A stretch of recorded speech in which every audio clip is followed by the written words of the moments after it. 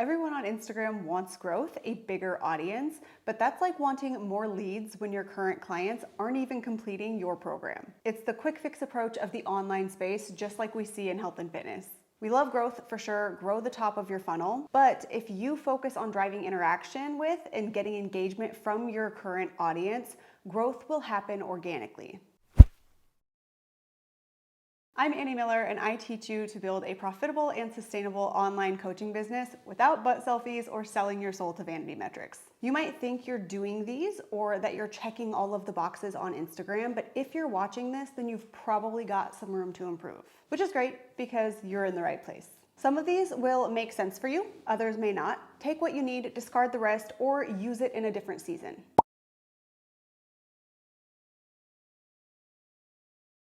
Instagram is a social platform, not a search platform, so the community piece is heavily used. Parasocial relationships are weird because your audience absolutely should feel like they know you, but you don't know them. It's strange, but also it's awesome from a brand standpoint. That is based on interaction. As I said, parasocial relationship. Instagram without that interaction is rather pointless as a business.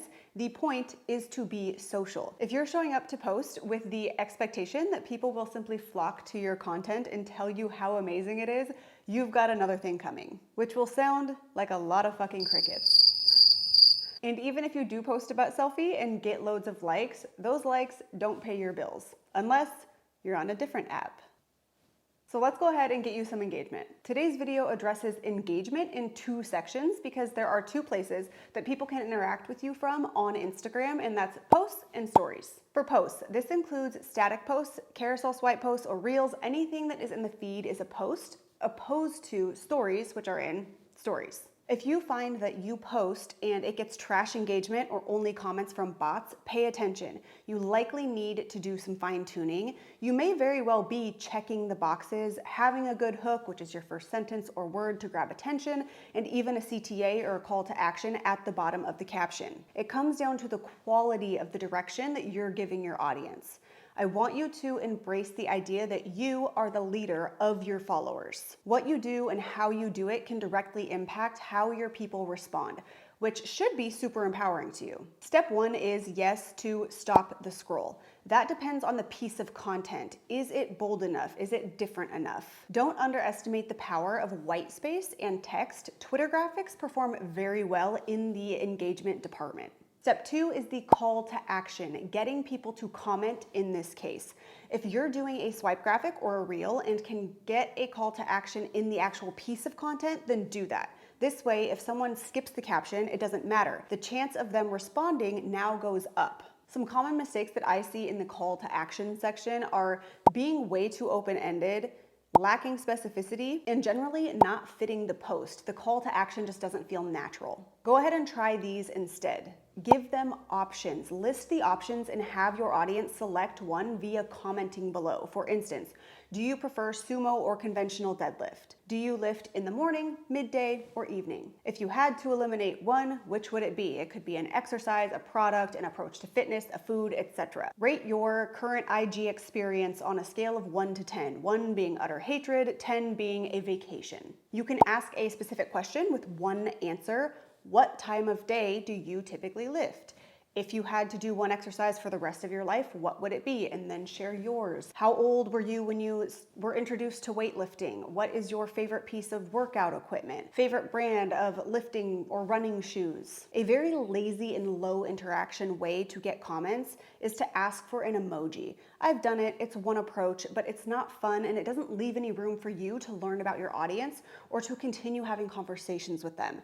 This is why I consider it low value engagement. The theme with high value engagement is to make your call to action easy for the consumer. It should feel natural and take very little to any thinking on their part to interact with you. Make the call to action related to the post, but it doesn't need to be direct. You do a post on tempo. Ask if they currently train on tempo or need to start.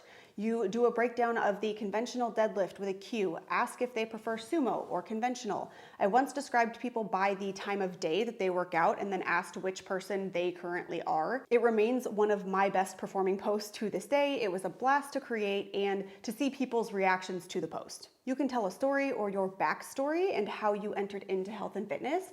Ask how old your audience was when they first touched a weight or whatever the context is of the post. You can post literally anything resistance training. Ask what piece of equipment they enjoy using most. The process of selecting a high value call to action, one that feels natural and that people want to interact with, becomes easier when you actually give a shit about your audience, when you're genuinely curious to see what their answers are to your question. A quick note, if the call to action can be in the hook, the first thing that they see, I do encourage you to do that. If your caption is weak and it loses their attention before they actually reach the call to action, it might not be that the call to action was weak, it's just that it was at the bottom of the caption and they didn't make it that far. Be sure to the best of your ability to work on your writing skills, leading the reader from one sentence to the next until they hit that call to action and want to engage. A little bonus, types of posts to consider for driving up engagement. So that's sharing, commenting, and yes, liking. Keep in mind, not all content is made for the same purpose. Some posts are going to be created for reach, exposure, growth. These may also get high engagement, but the target is reach. These engagement-focused posts are for your current audience, your current followers.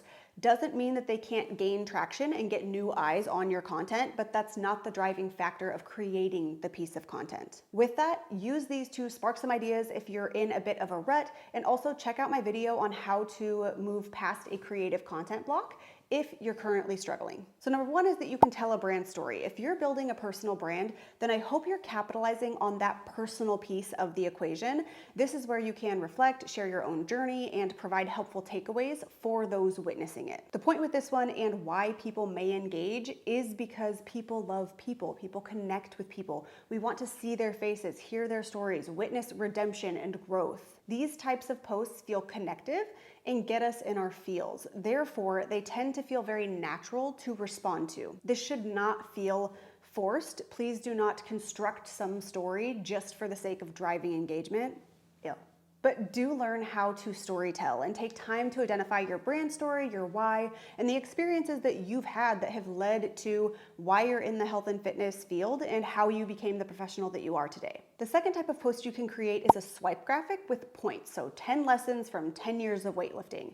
8 reasons women should lift weights. 5 mistakes you might be making with hip thrusts. 10 go-to exercises forever and ever, amen. 7 ideas for on-the-go protein. 5 ways to use tempo in your training. Then ask which one hit home for them, which was most useful, etc., whatever makes sense for the post. Next up is to share your opinion or your take on something. Generally ask for an opinion. Ask if people agree or disagree.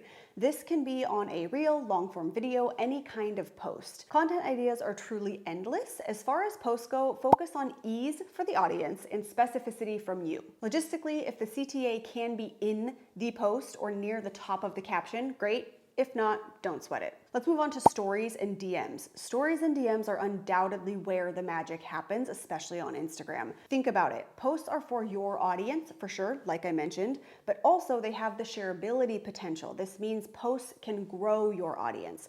Stories are where your warm audience comes to see you daily, people that already follow you. Take that in. Do you know how freaking valuable that is? If you're not up in your stories every day in some capacity, I don't know what to tell you. You are sleeping on some serious real estate in building your brand. This is where we build trust. You can take people behind the scenes, provide further value, and create knowability in your stories. These things are why someone will pay you, and you're using Instagram to establish your brand, so that's the ticket. I want you to put your consumer hat on for a second. I always encourage my Fits Bros to create content from a consumer perspective. Whose stories do you love watching? Who do you swipe by? And why? What makes their stories sticky? Why do you remain engaged? Get curious and apply that to your own content. So, how do you make your stories engaging? Hot tip, it's not by putting up a vague Q&A and expecting people to engage. I know you see larger accounts put up a question box and get hella questions, so you think, yes, I should do this, and then you get nothing. It's the worst. I know because you tell me all the time. I get asked how to get people to answer question boxes on a weekly basis. The fact is, you need to establish a base. People who have not interacted with you regularly are not just going to start inquiring in a random question box. That's asking too much of your audience. Start with voting. Lower the barrier of entry for your audience. Don't ask them to come up with questions for you. Just put up polls and keep them fun. Do this week after week. Then expand to question boxes. But when you do, just like the captions, get specific. You might get less responses, but either ask for an opinion on something. So if you had to do one exercise for the rest of your life, what would it be?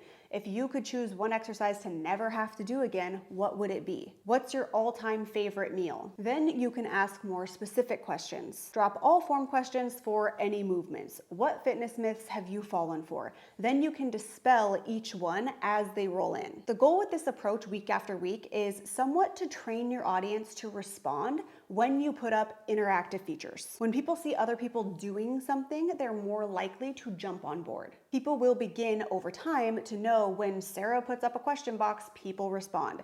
It becomes an if-then expectation. But please stop putting up a general Q&A if you have yet to build usual interaction with your audience. Next is to drive your audience to the DMs. Outside of question boxes, polls are great, as I mentioned, and DMs are the name of the game. They're the most valuable interaction someone can take part in terms of engagement on Instagram. Especially while you have a manageable audience size, you should be driving people to your DMs like nobody's business.